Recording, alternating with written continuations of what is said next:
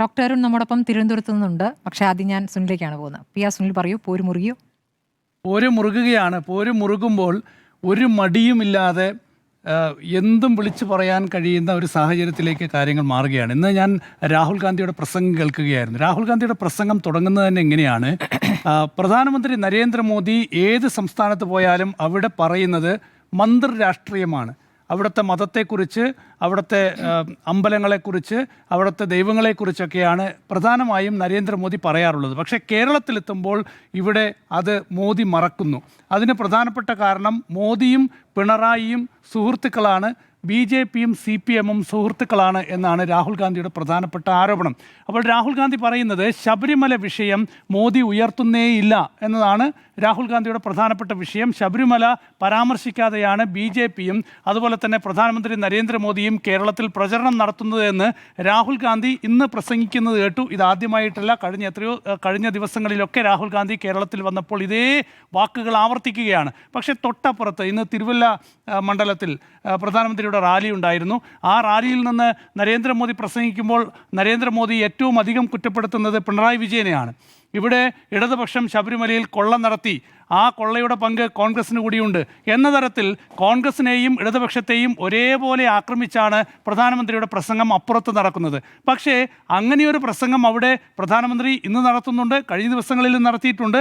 അപ്പോൾ ഇത് അറിഞ്ഞുകൊണ്ട് തന്നെ അങ്ങനെയില്ല എന്ന രീതിയിൽ പച്ചക്കള്ളം മറ്റൊരു സ്ഥലത്ത് രാഹുൽ ഗാന്ധി പ്രസംഗിക്കുന്നു. തൊട്ടു പിന്നാലെയാണല്ലോ ഇപ്പോൾ വയനാടുമായി ബന്ധപ്പെട്ടുള്ള കാര്യം വരുന്നത്.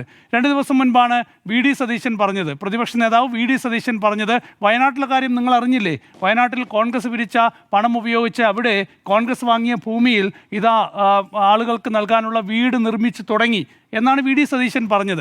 അപ്പോഴാണ് നമ്മുടെ അടക്കം ക്യാമറകളിൽ പതിഞ്ഞത് അവിടെ ഒരു വീട് നിർമ്മാണവും ആരംഭിച്ചിട്ടില്ല, അവിടെ അതിനുവേണ്ടി ഒരു സജ്ജീകരണങ്ങളുമായിട്ടില്ല എന്ന വിവരങ്ങൾ പുറത്തു വന്നത്. ഇന്നിപ്പോൾ KPCC പ്രസിഡന്റ് സണ്ണി ജോസഫ് ഈ പിരിച്ച പണത്തിൻ്റെ കണക്കുകളൊക്കെ പുറത്തുവിടുമ്പോൾ എന്താണ് കാര്യം? പിരിച്ച പണത്തേക്കാൾ കൂടുതൽ പണം നൽകി ഈ സ്ഥലം വാങ്ങി, ഭൂമി വാങ്ങി എന്നതാണ് ഇപ്പോൾ പുറത്തു വരുന്ന വിവരം എന്നത്. അപ്പോൾ 5,38,00,000 രൂപയാണ് പിരിച്ചത്. 5,38,00,000 രൂപ പിരിച്ചതിനേക്കാൾ കൂടുതൽ ചിലവാക്കി, ഏതാണ്ട് 6 കോടിയിലധികം രൂപ ചിലവായി ഈ ഭൂമി വാങ്ങാൻ എന്നതാണ്. മാത്രമല്ല ഇനിയും കുറച്ചുകൂടി പണം വേണം. അപ്പോൾ രജിസ്ട്രേഷൻ പൂർണ്ണമായി ഇപ്പോൾ തീർന്നിട്ടില്ല, അതിനുവേണ്ടി ഇനിയും പണം വേണം. വീട് നിർമ്മിക്കാൻ പണമില്ല, വീട് നിർമ്മിക്കാൻ ഇനി വീണ്ടും ഒരുപക്ഷെ പിരിക്കില്ല എന്ന് പറയുന്നുണ്ട്. പക്ഷേ കോൺഗ്രസ് ഇതുവരെ പിരിച്ച പണത്തിൻ്റെ കണക്ക് ഇത്ര സമ്മർദ്ദമുണ്ടായ ശേഷമാണല്ലോ ഇപ്പോൾ വെളിപ്പെടുത്തിയത്. ഏതായാലും ഇനി AICC പൈസ നൽകി അല്ലെങ്കിൽ പാർട്ടി പണം നൽകി ഇങ്ങനെ വീട് നിർമ്മിച്ച് നൽകും എന്നൊക്കെയാണ് പറയുന്നത്. അതിനിടയിലാണ് ഇപ്പോൾ ശ്രുതി എന്ന് പറയുന്ന കുടുംബത്തിലെ എല്ലാവരെയും നഷ്ടപ്പെട്ട് ഒറ്റപ്പെട്ടു പോയ ശ്രുതി എന്ന ഒരു പെൺകുട്ടിക്ക് വീട് നൽകാം എന്ന് T സിദ്ദിഖ്, അവിടുത്തെ MLA ആയ T സിദ്ദിഖ് പറയുകയാണ്. എന്താണ് T സിദ്ദിഖിൻ്റെ ഫേസ്ബുക്ക് പോസ്റ്റ് ഇങ്ങനെയാണ് പറയുന്നത്: പ്രിയ സഹോദരി ശ്രുതിക്ക് 120 ദിവസം കൊണ്ട് വീടൊരുങ്ങും. സെപ്റ്റംബർ 26, 2024 T സിദ്ദിഖിൻ്റെ ഫേസ്ബുക്ക് പോസ്റ്റാണത്. അതിൽ പറയുന്നത്, പ്രിയ സഹോദരി ശ്രുതിക്ക് 120 ദിവസം കൊണ്ട് വീടൊരുങ്ങും. ഇന്ന് കൽപ്പറ്റ മുനിസിപ്പാലിറ്റിയിൽ ഇത്ര സെൻറ്റ് സ്ഥലത്ത് തറക്കല്ലിട്ടു, 1500 സ്ക്വയർ ഫീറ്റിൽ വീട് നിർമ്മിക്കാൻ പോകുന്നു എന്നാണ്. അപ്പോൾ അവർക്ക് വീട് നൽകിയില്ല, അവരെ പറ്റിച്ചു എന്നാണ് അവിടുത്തെ CPMൻ്റെ ജില്ലാ സെക്രട്ടറി ഇപ്പോൾ ആരോപണമായി ഉന്നയിക്കുന്നത്. അവരുടെ പ്രതികരണം വന്നിട്ടില്ല, അതിപ്പോൾ ആരോപണമായി നിൽക്കുന്നുണ്ട്. അപ്പോൾ T സിദ്ദിഖ് തിരിച്ചു ചോദിക്കുകയാണ്, ഞാൻ അങ്ങനെ എവിടെയാണ് പറഞ്ഞത്? ഞാനങ്ങനെ എവിടെയും പറഞ്ഞിട്ടില്ല. ശ്രുതിക്ക് വീട് നൽകുമെന്ന് ഞാൻ എവിടെയും പറഞ്ഞിട്ടില്ല. അപ്പോൾ ഈ T സിദ്ദിഖിൻ്റെ തന്നെയുള്ള ഫേസ്ബുക്ക് പോസ്റ്റ് ഇപ്പോൾ CPM പുറത്തുവിടുകയാണ്. ഈ നിലയിൽ നേരത്തെ പറഞ്ഞതും ഇപ്പോൾ പറഞ്ഞതും തമ്മിൽ വലിയ അന്തരം. അപ്പോൾ ഒരു വസ്തുതയ്ക്ക് അടിസ്ഥാനവുമില്ലാത്ത കാര്യങ്ങൾ നേതാക്കൾ തന്നെ പറയുന്ന ഒരു രീതി, ഇതൊക്കെ തന്നെ ഏറ്റവും ഒരു എന്താ പറയുക, രാഷ്ട്രീയ രംഗത്ത് എന്തും പറയാം, തെരഞ്ഞെടുപ്പ് രംഗത്ത് എന്തും പറയാം എന്നൊരു രീതിയിലേക്ക് വരികയാണ്. ഇന്ന് രാഹുൽ ഗാന്ധിയുടെ പ്രസംഗത്തിൽ ഏറ്റവും പ്രധാനപ്പെട്ട മറ്റൊരു കാര്യം അറിയാമോ? ഛത്തീസ്ഗഡിൽ കന്യാസ്ത്രീകൾ ആക്രമിക്കപ്പെട്ടപ്പോൾ ആ കന്യാസ്ത്രീകളെ ആക്രമിക്കാനായി കൂട്ടുനിന്ന BJPയുമായി കേരളത്തിലെ CPM ചങ്ങാത്തമുണ്ടാക്കി എന്നതാണ്. ഈ ഛത്തീസ്ഗഡിൽ കോൺഗ്രസ് ഭരിച്ചിരുന്ന സമയത്ത്, അവിടുത്തെ ഭൂപേഷ് ബാഗൽ ഭരിച്ചിരുന്ന സമയത്ത് എത്ര ആക്രമണങ്ങളാണ് കന്യാസ്ത്രീകൾക്ക് നേരെ ഉണ്ടായിരുന്നത്, അവിടുത്തെ ക്രിസ്തീയ സഭകൾക്ക് നേരെ, അവരുടെ സ്ഥാപനങ്ങൾക്ക് നേരെ ഉണ്ടായിരുന്നത്. മധ്യപ്രദേശിൽ കോൺഗ്രസ് ഭരിച്ചുകൊണ്ടിരുന്ന സമയത്ത്, കമൽനാഥ് അവിടുത്തെ മുഖ്യമന്ത്രിയായിരുന്ന സമയത്ത് ഒരുപാട് ക്രിസ്തീയ സ്ഥാപനങ്ങൾ ആക്രമിക്കപ്പെട്ടല്ലോ. അന്ന് എവിടെയായിരുന്നു കോൺഗ്രസ് എന്ന് പറയുന്നത്? കാന്തമാലിൽ ക്രിസ്തീയ സ്ഥാപനങ്ങൾക്ക് നേരെ, ക്രൈസ്തവർക്ക് നേരെ എത്ര വലിയ ആക്രമണങ്ങളാണ് മുൻകാലങ്ങളിലൊക്കെ തന്നെ ഉണ്ടായിട്ടുള്ളത്. നമ്മൾ കണക്കുകൾ നോക്കുമ്പോൾ BJP ഭരണത്തിൽ വന്ന ശേഷമാണ് ഏറ്റവും കൂടുതൽ ആക്രമണങ്ങൾ ഉണ്ടായിട്ടുള്ളത്.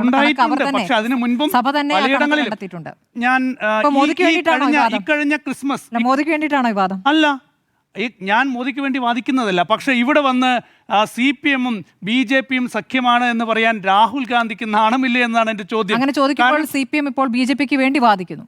അല്ല, മറ്റൊരു CPM BJP-ക്ക് വേണ്ടി എവിടെ വാദിക്കുന്നു? ദേശീയ തലത്തിൽ BJP, പക്ഷേ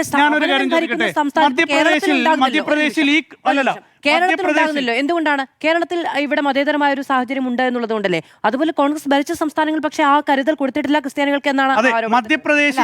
ഈ സമയത്ത് മോദിക്കെതിരെ ഈ വിമർശനങ്ങൾ ഇവിടെ ഉന്നയിക്കുമ്പോൾ കോൺഗ്രസിന്റെ കാലത്തും അത് സംഭവിച്ചിട്ടുണ്ട് എന്ന് പറയുന്നത് ആരെയാണ് സഹായിക്കുക? ഇത് മോദിക്കെതിരെയാണോ ഈ ആരോപണം ഉന്നയിച്ചത്? മോദിക്കെതിരെ അല്ലല്ലോ ആരോപണം. ഈ ആരോപണം ഉന്നയിക്കുന്ന പിണറായി വിജയനെതിരെയാണ്. ഈ ആരോപണം ഉന്നയിക്കുന്ന CPM-നെതിരെയാണ്. മോദിക്കെതിരെ എവിടെയാണ് ആരോപണം ഉന്നയിക്കുന്നത്? കോൺഗ്രസ് ഈ വിഷയം ഉന്നയിച്ചുകൊണ്ട് CPM-നെ ആക്രമിക്കാനാണ് ശ്രമിക്കുന്നത്. അതേസമയം മധ്യപ്രദേശിലെ ഇക്കഴിഞ്ഞ ക്രിസ്മസിൽ ജബൽപൂരിൽ അവിടുത്തെ ഒരു BJP നേതാവ് അഞ്ജു ഭാർഗവ എന്ന് പറയുന്ന BJP നേതാവ് കാഴ്ച പരിമിതിയുള്ള സ്ത്രീകൾക്ക്, ക്രിസ്തീയ സമുദായ അംഗങ്ങൾക്ക് നേരെ നടത്തിയ ആക്രമണം നമ്മുടെ എല്ലാവരുടെയും മുന്നിലുണ്ട്. അതിന്റെ വീഡിയോ നമ്മളെല്ലാവരും കണ്ടതാണ്. അവർക്കെതിരെ കേസെടുത്തിട്ടില്ല. അവിടെ പ്രതിപക്ഷത്ത് കോൺഗ്രസ് ആണ്. കോൺഗ്രസ് എത്ര സമരം നടത്തി? അവിടെ കോൺഗ്രസ് ഈ വിഷയത്തിൽ ഏത് രീതിയിൽ ഇടപെട്ടു? അപ്പോൾ ഞാൻ പറയുന്നത് BJP-യെ ഈ വിഷയത്തിൽ കുറ്റപ്പെടുത്തിയത് കൊണ്ട് ഇപ്പോൾ ഞാൻ വാദിക്കുന്നത് BJP-ക്ക് വേണ്ടിയാണെന്ന് ചോദിക്കുന്നത് എന്തൊരു മണ്ടത്തരമാണ്. കാരണം ഛത്തീസ്ഗഡിൽ കോൺഗ്രസ്, ഇവിടെ കേരളത്തിൽ കോൺഗ്രസ് എന്ത് ചെയ്തു? ഛത്തീസ്ഗഡിൽ കന്യാസ്ത്രീകളെ ജയിലിലടച്ചപ്പോൾ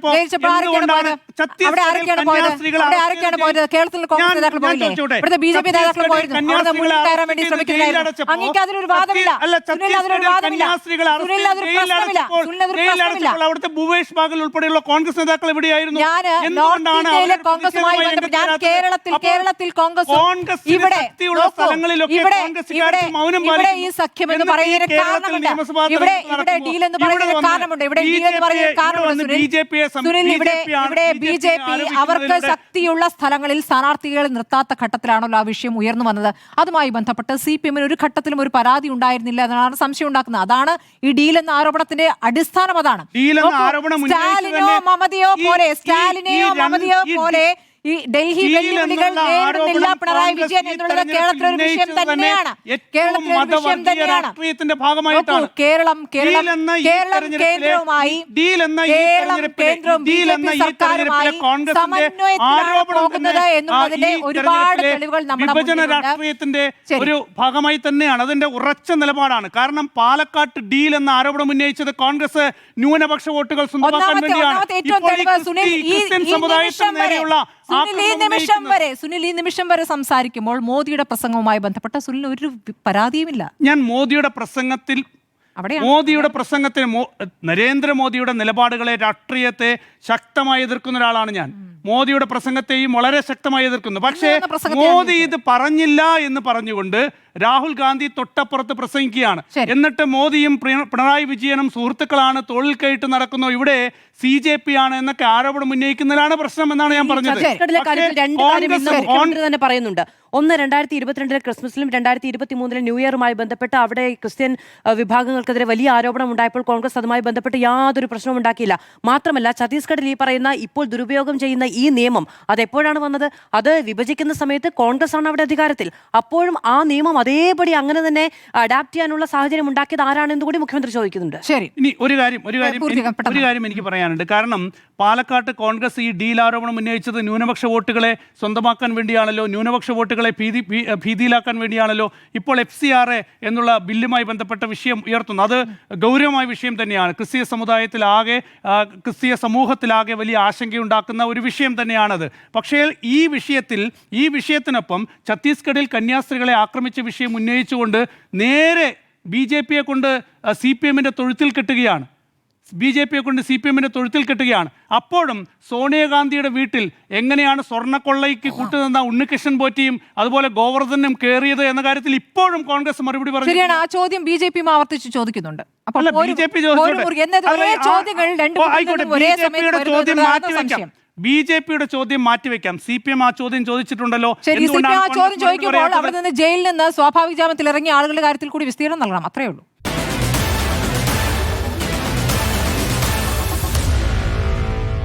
Meet the editors.